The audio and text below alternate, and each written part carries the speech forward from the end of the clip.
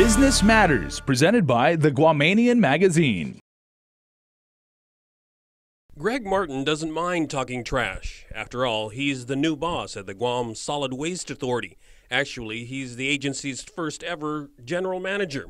He's a Marine Corps veteran with 40 years worth of experience in transportation in both the public and private sectors. He spent 10 years with Waste Management, the world's largest waste and environmental management company, based in Houston, Texas. I came in as an operations manager right out of the Marine Corps, and I looked at the troops and the drivers, about the same kind of operations I had daily, whether it's dispatch or customer complaints, working with the local governments. I think a lot of that is going to help me here, working with the local governments here. I had residential, I had commercial, I had roll-off, I even had portlets and street sweeping. So I'm real familiar with a lot of the different operations that go on at a trash company. Guam's trash operations have been under a federal court-ordered receivership due to violations of the Clean Water Act. It was under receiver Gershman, Brickner, and Bratton, who took over control of the island-wide trash system in 2008, that the old Orda dump was finally closed and the Luzon landfill was opened. To come here and see what the receivership has taken, from what I understand, was an attempt to collect the weekly residential trash. It wasn't very effective. It was questionable whether trucks were going to be on the routes. I think what they've put together right now is something that I can build on. And I think the residents here should be very comfortable that their trash collection is going to continue to get better. GSWA is expected to take over from the receiver in December. Martin says he wants to continue the positive developments and is looking forward to leading the new Guam Solid Waste Authority. We have some great people here that I've met, very enthusiastic administratively out in the office out here. My drivers are really concerned about their day-to-day operations.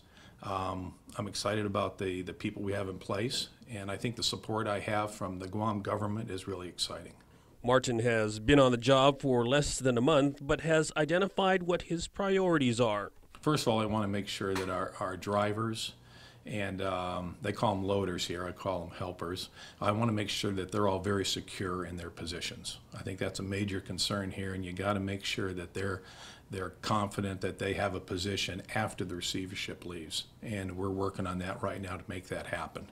Secondly, I want to continue with the recycling programs. We know we have a brand new landfill, and when you're talking about age of landfill, that comes back to all these small programs. He's working toward a seamless transition from receivership to a semi-autonomous government agency, and his measure of success is if no one talks trash. I always like to say that we're the company that I hope nobody notices. And that simply means whether there's any programs down the road here that we want to implement, there's never a question about, well, hey, you couldn't even collect the trash. Our main priority is to ensure that trash collection is something that's done correctly. The billing programs are done correctly.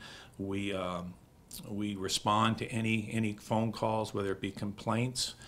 Everything has to be done by the book, and I look forward to doing that. Martin says he worked and traveled in the Asia-Pacific region before, so he's no stranger to this area, and despite his short time here, he's already feeling at home. I really like the atmosphere here, and Marie and I are just very impressed, very impressed. For KUAM's Business Matters, I'm Nestor Lecanto.